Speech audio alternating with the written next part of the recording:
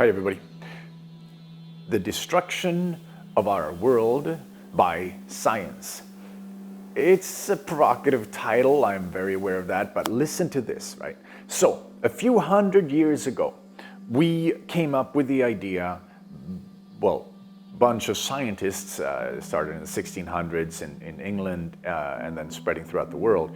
Newton came up with the idea of the apple coming down and started coming up with the laws of physics and gravity, and then all these different scientists at the same, it was a whole movement, it wasn't just Newton, right?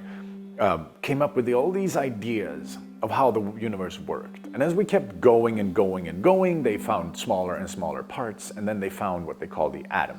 And for quite a while, the atom was considered the smallest part of our universe until we went further and we found quarks and we found photons and we found other particles that aren't truly particles, they're more like waves that are smaller that make up the atoms. Now anyway, as we started looking that deeply into ourselves, if you see what just happened when I spoke like this, we started, if you listen to what happened in my mind and in your mind, we started looking into the smallest parts of everything in existence. We began to see how the world isn't this big place where there's a big bunch of gods or big bunch of forces, or the storms, they're not gods. The movements of our energetic nature, of Earth Mother, are not God-like. They're just atoms moving. They're just different tectonic plates shifting. They're just practical. We became very practical.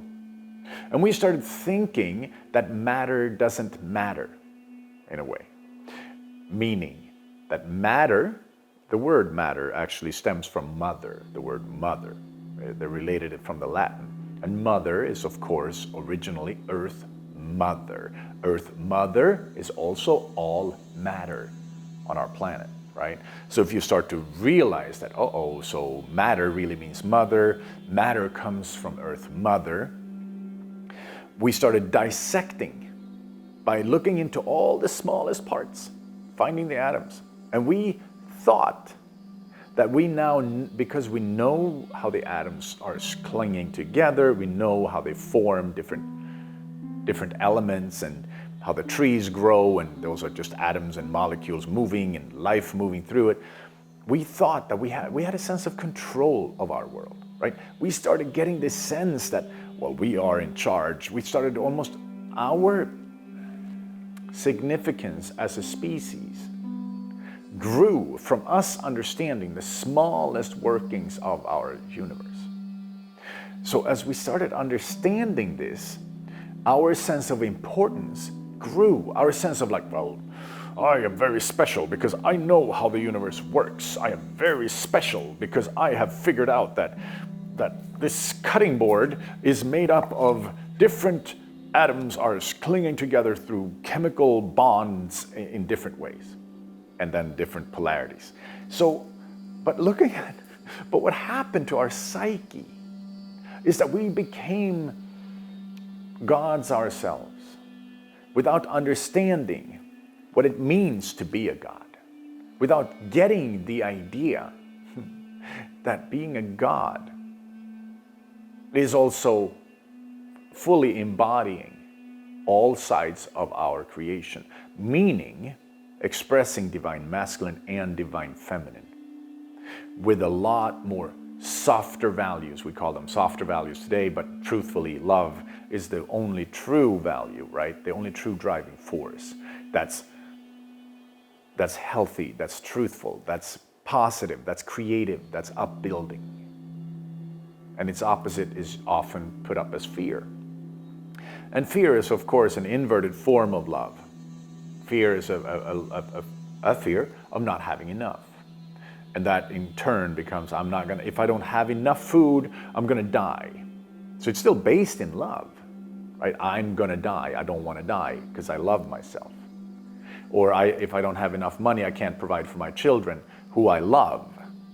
So then I need to collect more so that we won't run out. Of course, it's still based in love, but it's inverted. right? It became ego when it was disconnected from true love, from true safety, from true holding space. So by seeing and learning that our world works according to certain natural laws and there's nothing we can do to change it. But we also know, now we know everything. We are masters of our universe. When we started seeing the world from that perspective, we also began to ravage it. Because industrialization arose just at the same time, or a few, maybe 50 to 100 years after science came around. We started plundering the planet in a very different way than before. Because we can look at like many movements across our globe and many ideas and thought processes. And yes, we have been fairly careless before that too, most likely. But since industrialization came around, late 1700s, we really, truly have been disregarding any kind of health for our planet, thinking that our own survival is the only thing that matters, and it doesn't matter what impact we have on our planet. And this way of thinking is, of course, like think of an ant hill or a bunch of ants suddenly being like, oh my God, we need to survive, so we need to break all the trees in every forest. And suddenly the ants are attacking all trees everywhere. And suddenly the tree starts falling down. And over a period of a few hundred years or a few thousand years, all trees are gone. Well, now the ants don't have anything more to live from. Well, look at what we're doing to our planet, right?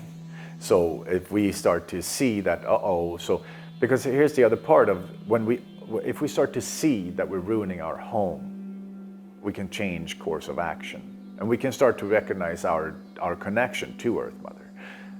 This is the other part of the other kind of darker part of only focusing on the smallest parts, is that if I'm looking at this cutting board and I'm looking at the smallest parts, I'm not really aware that this is a whole cutting board put together in a way, and that this was part of a whole tree, and that tree grew out of Earth Mother with the nutrients coming from the planet, from the earth and everything from the soil, right? And the water and then the energy from Father Sky, the sun, made this tree grow. But nowadays I don't see the whole process because I'm only aware that this is made up of atoms and molecules stuck together in a certain way. This also gave us a way of focusing on the very smallest parts, not seeing anything larger. Suddenly we don't see the larger connections, the flow of time, right? The flow of things on our planet, the movements. That when in the old days we would call these gods, right? We would call the movements of the sky and the stars and how Earth moved and how waters moved, how the ocean moved. We would say that those were different parts of God doing things, right? And as we started then explaining all the smaller parts, we also became hyper-focused on the smaller parts. And we forgot to look at the bigger picture. So we are not looking at the bigger picture of things. We're not looking at our impact over time. We're not looking at how the magnetic fields are really truly moving across our planet and how they truly are affecting us, or how the moon and its gravity is truly affecting us, or the connection between the stars and ourselves, or the magnetic, because there are certain research that is looking at magnetic highways and freeways in space, that there are magnetic flows in space going to and from different places, to and from. So if spaceships can jump on these magnetic flows, they actually can get a lot further and faster because the magnetism is flowing in a certain way. These are things we're not even looking for because we think everything is made up of atoms. So what happened was we went blind for the bigger picture, to look for bigger movements. And then we got also, more and more focused on wars, and more focused on negativity, more and more focused on controlling, which is of course that toxic part of the masculine, going into, well, we're going to control that they're not going to do something bad, so we're going to bomb them first. Whatever it may be, right? That's very toxic masculine and very, very unhealthy. Very, very unhealthy. Destructive. Not in alignment with any kind of higher intelligence, higher love, higher frequencies. Only base level, lowest frequency. Doesn't matter what they tell you. Doesn't matter how justified it sounds like we are, if we send bombs to Ukraine or not, or wherever we send our bombs, or wherever we will go and bomb things. Doesn't matter. It's destructive. We are breaking down beautiful creations all the time. So when we move into divinity, divine masculine, divine feminine, we see how much we can create, how much beauty we can make.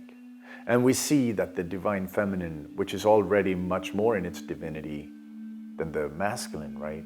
There are men who are waking up. There's parts of the masculine consciousness waking up, but we're still quite far behind if you look at the world of healing, if you look at the world of expression that's going on, and how the divine feminine is very powerful.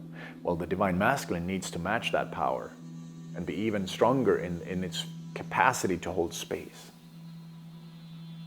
in its capacity to hold a safe framework, so the divine feminine can fully express all aspects of creation. These are vulnerable aspects as well as powerful aspects. But the vulnerability can't come out until there's safety. And that's where we've gone completely off track. But the study of atoms, which of course in itself may not be detrimental, maybe in itself it's beautiful, right? Because we have learned a lot through science, of course. But we have also learned, or started feeling like we are the masters of the universe. And we have also, and that we went really crazy, right? We went really bonkers from thinking we are in charge. When we are in our divinity, when we are in the divine flow of things, we are much more in charge, but then we are in alignment with the higher self. Then we're not running fully on like, I'm gonna control the world into what I want it to be,